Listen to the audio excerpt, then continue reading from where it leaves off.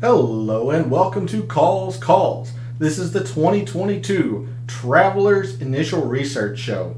First off, a happy Father's Day to all of the dads out there, especially mine. So love you, Pops, and I hope you got to spend your Father's Day with your father, your grandfather. Happy Father's Day to all the dads out there. And sorry for the delay this evening in the show. Normally, I don't have to play baseball on Sunday with the men's league team that I'm on, but we would have forfeited had I not shown up. So that is why the show is delayed. But we're here. Hopefully, you had a good U.S. Open in terms of wagers and DFS. It was a roller coaster of a ride, to be honest with you, that ended up on the downswing. I was really high on Aaron Wise, Patrick Rogers, Denny McCarthy, who ended up playing extremely well, especially today. But Aaron Wise, Patrick Rogers were doing well on a Saturday and then imploded, which tanked a lot of my teams. Not to mention Billy Horschel, Tommy Fleetwood not making the cut. So quite a bit of a roller coaster weekend. Ended up on the downswing, but we're going to try to make up for it this week in Cromwell, Connecticut for the Travelers. So let's get into it. All statistics provided tonight and every night are from fantasynational.com. It is simply the best tool out there for golf analytics, and it's going to make you a much better gambler, a much smarter DFS player. Go check them out. It's simply the best tool. It's well worth your investment. In the descriptions to the videos, there are links to my social media. This is where, first off, I posted that I was going to have the show delayed this evening, but it's also where I place my betting cards for the golf content I create, as well as research throughout the week for the golf and baseball content that I create. So if you want to see updates to my schedule, last minute changes, research, betting cards, and all that, give me a follow at the links in the descriptions. And then finally, we're live. Chat is open. Like I said, I want to hear from you all. Did you have outright wagers on Matt Fitzpatrick? Did you use a lot of Matt Fitzpatrick? I was high on him, but didn't use nearly enough of him. Did you have Will Zalatoris? All that stuff. And then what are your early thoughts about the Travelers this week? It's a pretty loaded field. I think Jay Monahan might have had a lot to say with the Live having their first event, so I imagine he nudged quite a few big names to show up in Cromwell, Connecticut this week to show a strength of force and whatnot. Again, I can't confirm that, but that is what I think is happening. But let's get into it. Let's do our initial research for the 2022 Travelers. And we start with the tournament fact sheet that is out. As soon as my computer will transition, let me adjust the camera just a bit. So, as I mentioned, we are in Cromwell, Connecticut at TPC River Highlands for the Travelers Championship. It is a par 70 and an extremely short par 70. So we're going to look at a whole lot of short course metrics this week. Course doesn't even measure 6,900 yards. Very short course. Also, it is a Pete Dye design. So we have two things right off the bat that we can start filtering out, looking at in Fantasy National. These greens are small in compared to the average tour event, 5,000 square feet here, 6,000 feet or so on the average tour event. Quite a bit of fairway and a little bit of rough. 5 holes with water in play. The one thing that I am not confident in is the greens. They are bent and POA. It has been bent or classified as bent per Fantasy National all the way back to 2012, but then last year was classified as POA. So I am not entirely sure. My best guess is it's going to be POA. But we'll look at both and we'll figure it out. And we're also going to look and see if putting form coming in is a big factor. But a little bit of a sneak peek or foreshadowing, putting is very, very important here. So that's why we need to figure out, I need to figure out whether this is POA or bent. But fairways, bent and POA as well. Rough is bluegrass and fescue. It is always long, so it's difficult to play out of. You'll notice that a lot of players club down. It's a short course anyway. Club down, make sure they're in the fairway, as per a Pete Dye design, just to make sure they don't take a lot of penalty in the rough, because it can be penal here at TVC River Highlands. So the highlights, again, Pete Dye design, very, very short course, small greens, a little bit of water in play, and then we'll have to figure out bent or POA. So here's a look at TVC River Highlands and the Travelers Championship from a GCSAA fact sheet standpoint. So we move now to Fantasy National, and I need to update this as there are a couple of field changes already. Will Zalatoris has withdrawn or dropped out. I believe Jordan Spieth has been added to the field. There's a couple of other field changes that, quite frankly, because I had the baseball game, I rushed and got something to eat and then scarfed that down and now live. So there have been a little bit of field changes. I know Will Zalatoris is out this week. But here is a look at some of the big names that are here in Cromwell, Connecticut this week. Justin Thomas, Rory, Scotty Scheffler, Joaquin Niemann, Cantley, Burns, Xander, Finau, Tommy Fleetwood, Sungjae, Spieth, Wise. Just a huge field, loaded field this week here at the Travelers. Again, I can't confirm it, but I'm pretty sure Jay Monahan had a little bit of urging, if you will, with the Live golf event having had their first event. I'm pretty sure that he wanted to show a sign of force or whatnot.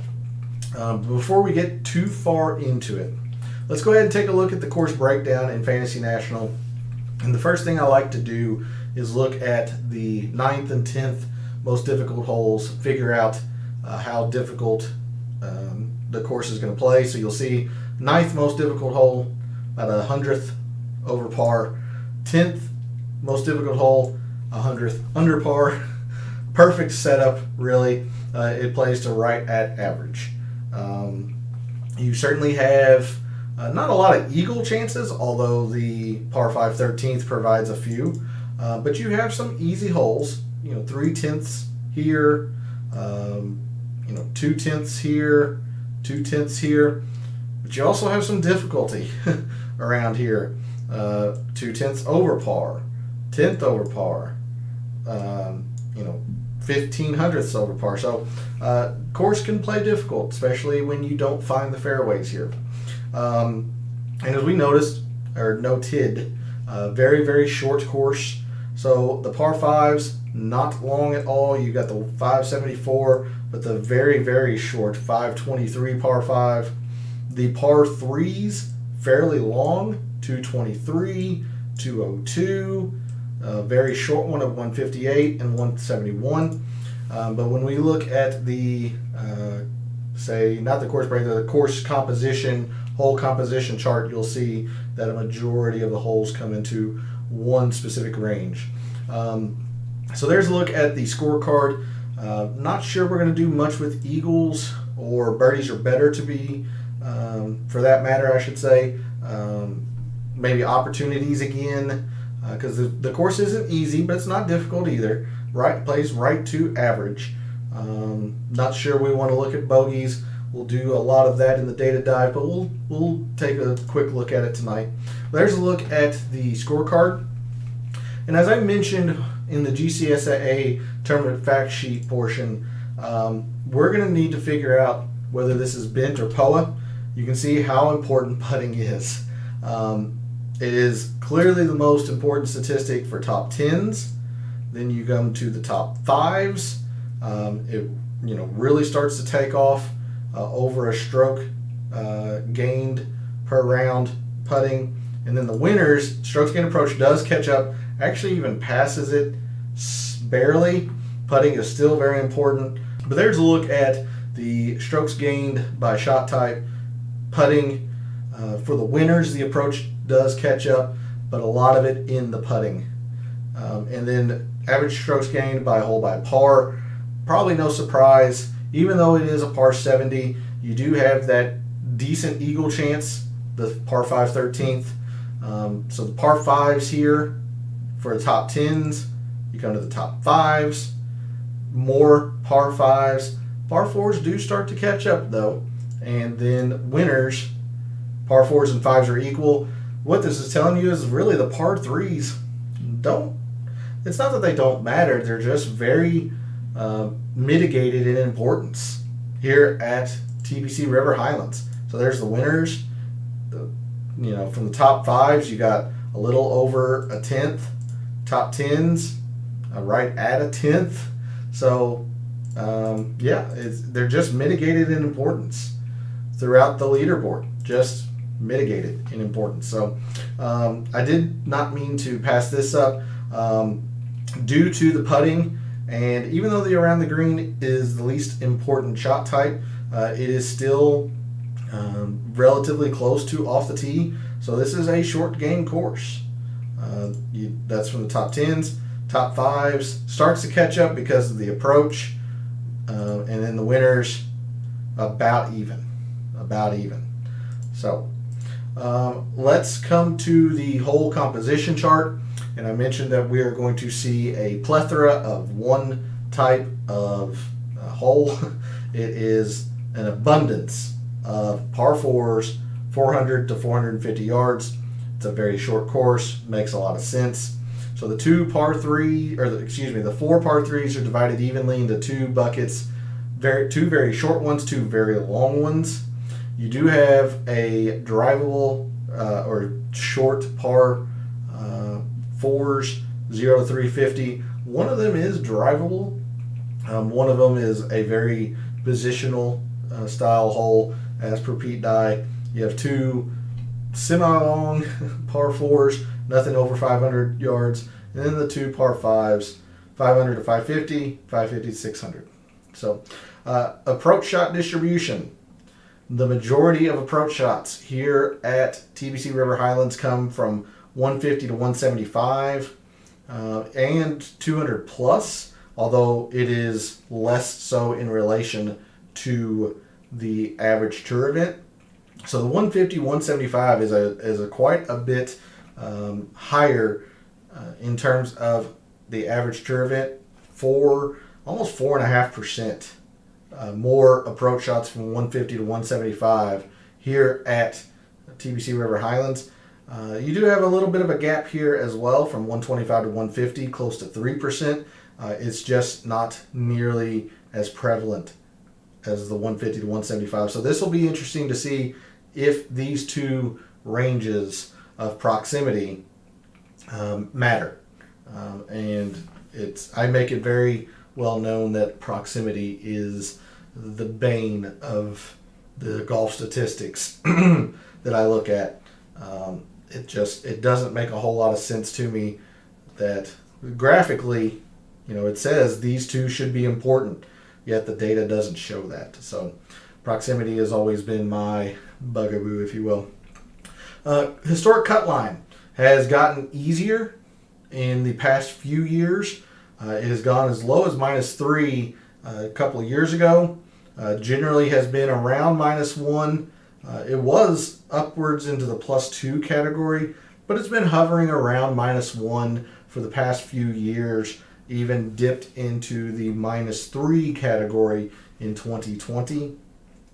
You see here with the scoring distribution around a par, it plays right to average. You look at birdies, about 19%, not a whole lot of eagles, but the bogeys and doubles, you got 14, and a quarter here, and then 2/10 here. It says a little bit more birdies than bogeys plus, but it's about average. It's about average. Driving accuracy, very high here. Players know that the rough is very penal, so there is an emphasis on finding the fairway. Greens, even though the greens are smaller here, the green regulation percentage is still higher here.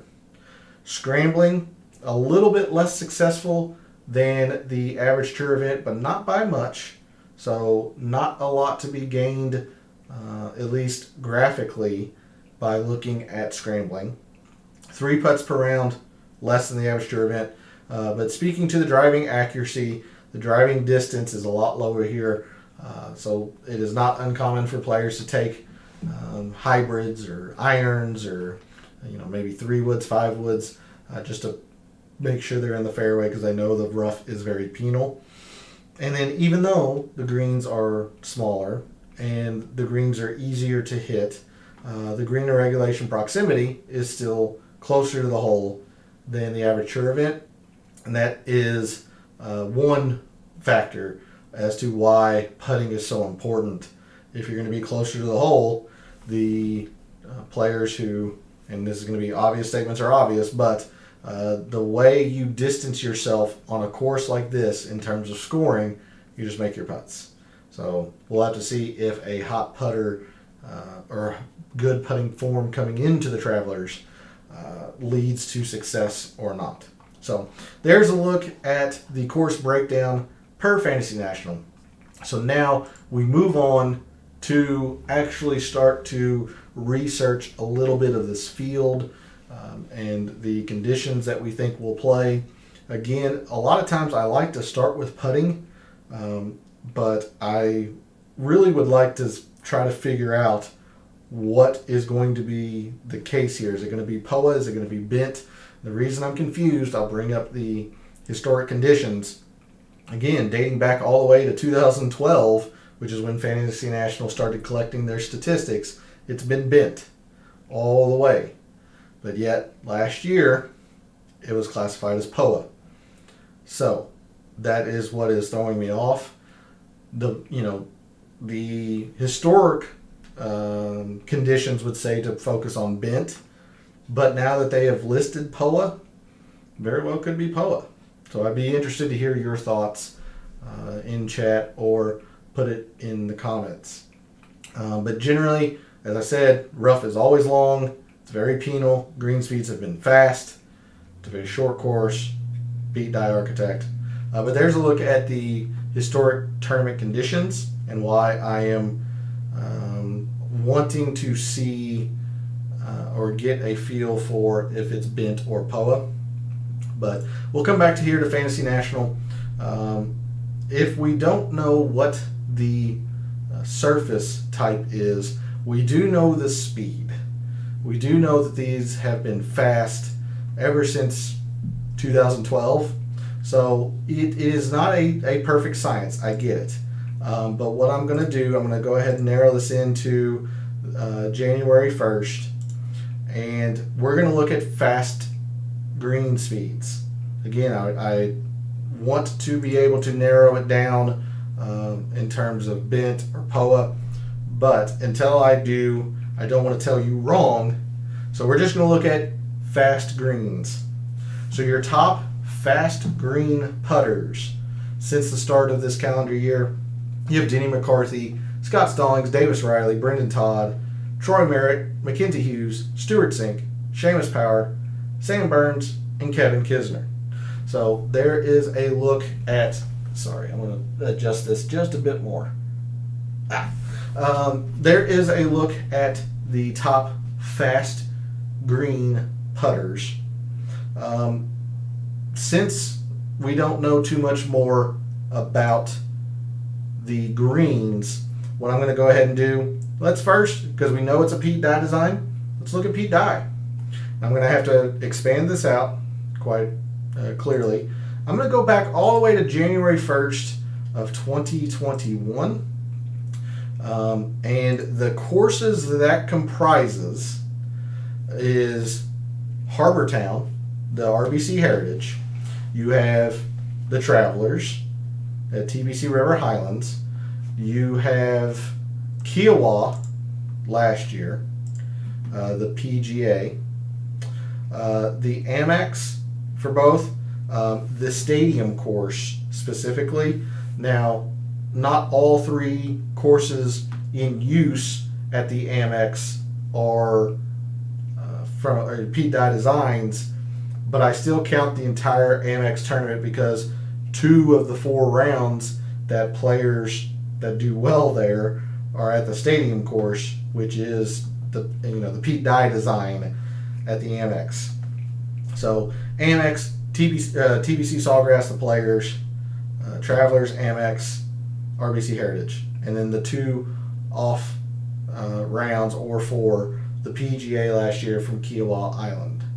So there's a look at the courses that those comprise, or that comprise Pete Dye Designs since January 1st, 2021. There are other courses, absolutely, and we'll look at that if we want a lot more historical data, but I don't want to go back too far. So since the start of 2021, so 1/1/21 forward, your top performers on Pete Dye Designs are Sung J M, Brian Harmon, Patrick Cantley, Justin Thomas, HV3, Siwoo, Will Zalatoris. So he has withdrawn.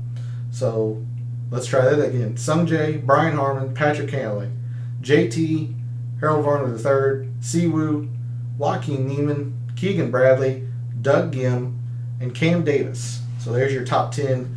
Again, Will Zalatoris has withdrawn. There's your top performers on Pete Dye Designs. Let's take a look at short courses. I'm going to have to narrow this data in again. This course is less than 6,900 yards. It's going to be short. So what I'm going to do, I'm going to go to the start of the PGA Tour season, 9/16 essentially. And you got plenty of rounds here.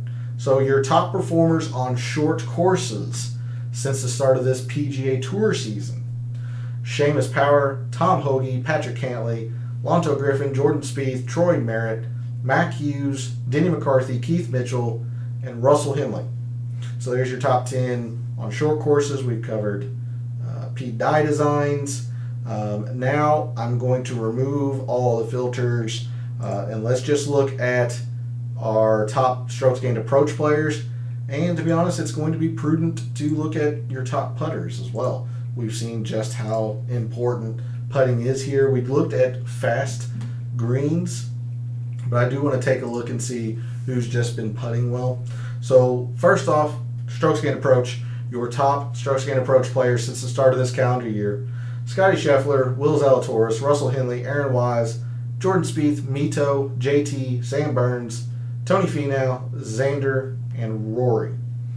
And then if we go to the putting, again with no filters, just the start of this calendar year, your top putters: Troy Merritt, Brendan Todd, Denny McCarthy, Sam Burns, Martin Traynor, Tommy Fleetwood, Kevin Kisner, Davis Riley, Kelly Craft, Maverick McNeely, Mackenzie Hughes.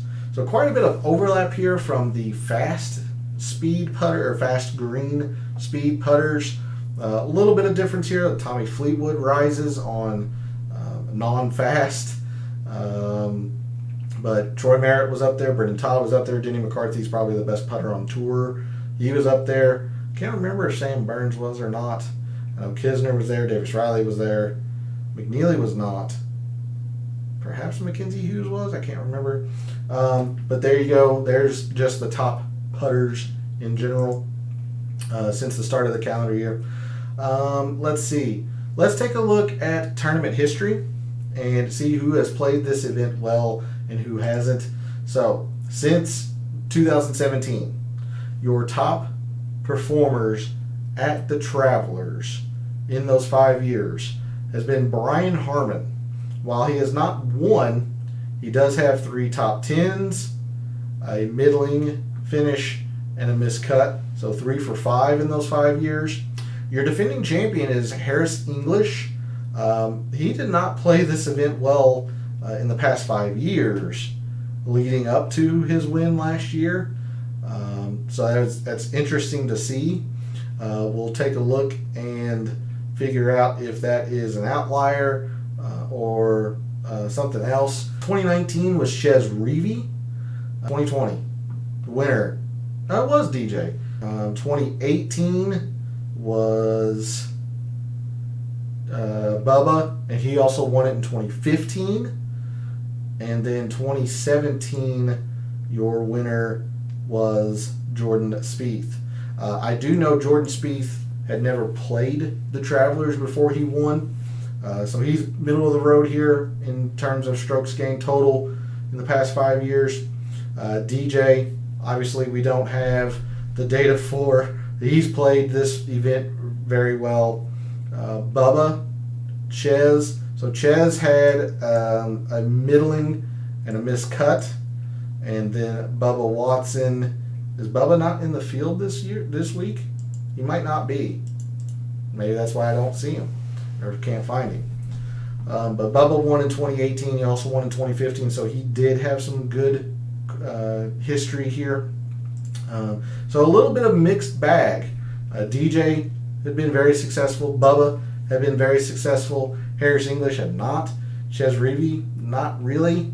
And then Jordan Spieth, this is the first time he ever played it. So mixed bag. Don't know if prior course history really means anything. But these are the players that have played this event historically well. Like Patrick Cantlay, all top 15s. So 4 for 4, all top 15s. The aforementioned Chez Reavie, he is 4 for 5 with a win, but a top 25 and 2 middlings. Jason Day, 3 top 15s, 2 top 10s, but a middling and a miscut. See, Rory, all top 20s, only 3 times, but all top 20s. You have Mark Leishman. He won in 2012. Kevin Tway has played well. Keegan's played well, except for the past 2 years. He's missed the cut, so little of everything here. And then at the other end of the spectrum, who has not played this event well for whatever reason, Martin Trainer, Luke Donald, Wyndham Clark. He has a top 15 and 3 missed cuts. Let's see, you have Nick Watney, JT Poston, 0 for 4, Brandon Hagee, 0 for 3. Let's see, other big names here, Jason Kokrak, only 1 for 4. Does have a top 30, but missed the cut 3 other times. Rory Sabatini's 0 for 3. Dylan Fratelli's 0 for 3. So there's a look at the guys who just do not play the Travelers well. And I went ahead and made the color-coded chart. So we will take a look at that at the end of the show in the Excel portion and see how these strokes gained total are broken out. But there's a look at the tournament history. Let's go ahead and bring up last year's leaderboard just to get a feel for what played last year. So off the tee, fairly important here. You have a clunker from Ryan Armour, middling finish from Jonas Blixt, but otherwise some pretty decent correlation. Now you do have a miscut from Siwoo, fairly high up here, but the 2 very important statistics here, generally on the PGA Tour, but especially at TBC River Highlands, he didn't putt and he didn't hit an approach. That's going to make for a long 2 days. But decent little correlation here. Let's look at putting. Oh my goodness. So Bryce Garnett gained 14 strokes on the green. He did not hit his irons very well. He just made up for it. Apparently he made every single putt he made. Yeah, he might have had 72 putts that year, last year. That's ridiculous. Kramer Hickok. So your top 4 putters and 5 of your top 6 in strokes gained putting all finished in the top 5. Your winner, fairly high up here, probably around 18th, 20th or so. You do have a couple of miscuts. Rafael Campos, again, did not hit his irons very well. Sung Kang, it looks like he didn't get off the tee very well. And then Michael Gligic, a little bit of terrible everywhere. But putting, very, very important here. Strokes gained approach.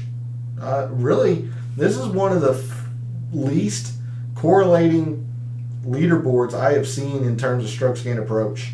You got a clunker that led in strokes gained approach, top 20, middling, top 15, top 10, and then some pretty poor performances up here at the top. So if you sort again here, yeah, it's all putting. All putting. The top 18 finishers at the Travelers last year were all positive in terms of strokes gained putting. Then, one of the tied for 19th was negative 0.4, so a little bit under field average, but not by much. And then you have some more pretty high strokes gained putting here. So clearly, strokes gained putting. Let's take a look at proximity. We saw that 125 to 150 and 150 to 175 were the most important, or most common, I should say, most common approach shot distances. Well, look here. Your top 12 finishers, only one was positive in terms of proximity plus or gaining on the field in proximity from 150 to 175. So this is why proximity, I just don't get it, because graphically it says 150 to 175 should be very important. But then you see the results here and it's not. So let's see, 125 to 150, still pretty lukewarm here. You had one guy that was essentially field average, but Kramer Hickok was poor, Abraham Answer was poor, Bo Hostler was fairly poor. Now the total procs, again, very top heavy, but Lebiota, Garnett, Sepp Straka, So I don't see much here in terms of proximity. I really don't. Last thing I want to check here in terms of Fantasy National is the par fours, 400 to 450. Good Lord. Look at that. Again, just convenient for ties. Your top 18 were all positive in terms of strokes gained, par fours, 400 to 450 yards. And even so, you got to come down here further to find somebody that was negative in terms of strokes gained par four in general. That was Chez Reavie. So convenient for ties. Of your top 35 finishers at TPC River Highlands last year, only Chez Reavie was negative in terms of strokes gained par four. And again, the top 18 were all positive from strokes gained par fours 400 to 450. So very, very, very, very important. We'll be scrutinizing that quite a bit this week. There's a look at a little bit of Fantasy National. Let's go ahead and move to Microsoft Excel. So skew the vision, bear with me as I bring up the comparison course monster spreadsheet that I've put together. So the first thing we look at here, this is the course evaluation. And this is comparing full field courses against each other. So for example, like the Tournament of Champions, I don't factor in because it's only 30 to 40 players. East Lake, I don't factor in. It's only 30 players. Same with BMW. It's about 70 players. So I don't factor it in. So again, I just look at consistent courses. So even though the Canadian was played this year, it was the first time it had been played at St. George's, Ontario. There it is. So first time it had been at St. George's, Ontario for a while, so don't factor it in. But again, like the Memorial every year, Charles Schwab every year, Byron Nelson, Wells Fargo. So the Travelers compared to other full field courses, 0.3 of a shot more important on average off the tee than other full field courses. We saw this with the approach, especially in the 2021 leaderboard. Strokes gained approach just was mitigated in terms of importance. It was a short game course. Around the green, supposedly very important. Putting, extremely important. Distance, actually a little bit important, even though it's a club down course. It does matter that you can club down and still hit it further than the field. Fairways, to be expected, very, very important. The rough here is extremely penal, so you got to find fairways. Greens, even though they're small, still somewhat important, somewhat, but not nearly as much as some other places. We'll look at birdies and bogeys. I was interested or curious about that. It looks like bogeys avoided is the more important statistic here, at least year over year. So we'll take a heavy scrutiny at that in the Data Dive show. Par threes, we saw this, just mitigated. They're not as important here as regular tour courses. Now the 150 to 175s, the real short ones, say they're a little bit more important than the average tour event, but putting a lot of weight in 2 holes just does not seem very smart. We move to the par fours. Fairly important. We saw that in the 2021 leaderboard. Your top, only one player in the top 35 was negative in terms of strokes gained par 4. The 2 short par 4s look like they're very, very important. Kind of skipped over that because I was more curious about the 400 and 450. You see the emphasis here, almost a half shot more important here at the Travelers than other full field courses. We'll take a look at this tomorrow. That might be interesting. But definitely the 400 to 450. Par 5s, less important than usual. And then proximities. Very, very interested to see proximities. 150 to 175, negative. 125 to 150, negative. So does not look like proximity is a big deal here at the Travelers. Let's see. That is going to do it for that. I want to wait and see the strokes gained total tomorrow for the Data Dive show, especially when we get a good feel for the green surfaces. We're going to take a look at strokes gained around the green, considering it is more important than the average tour event. It is a short game course here at TPC River Highlands. Interesting that driving distance is more positive than other places. Would not have thought that. Fairways, obviously very, very important. I knew that coming in. We'll take a look at bogeys versus birdies tomorrow. Past it. We're going to take a look at birdies versus bogeys. The data says the bogeys are more important. We'll scrutinize that, see if that's correct. It's interesting to see the par 4s as well. Are the 2 par 4s from 0 to 350, are they really this important? And do we want to put a whole lot of stock into those 2 holes, or at least on the scorecard they measure to this length? I have my doubts, but I know we're going to focus heavily on this range of par 4s. So believe that's going to do it for the initial research show. Apologies, it was a little disorganized. Again, had to come in late. Had a baseball game. Rushed, got some dinner. Scarfed that down. So we'll be much more organized tomorrow for the Data Dive. But anyway, I hope you were able to watch live. If not, make sure you give me a follow at the links in the descriptions. It's where I post my updates to the schedule. And if you don't catch it live, hopefully you're able to watch before tomorrow night's Data Dive. But thanks for tuning in, watching, and listening whenever you do. And again, a happy Father's Day to all the dads out there.